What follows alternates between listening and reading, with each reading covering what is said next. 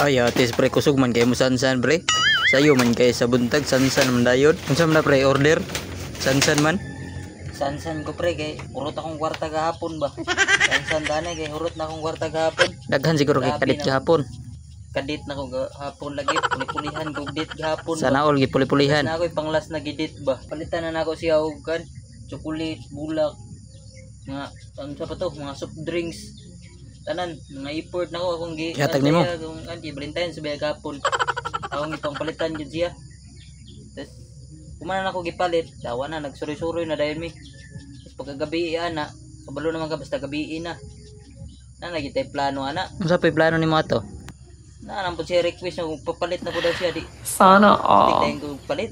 Unsa pa gipapalit? Tapos ang iyang sugo na ako nga papalit sa ako agay napkin man. Agoy gidugo siguro to. Wala eh. Luya kung lawas ron ay. Wa dato man imong plano.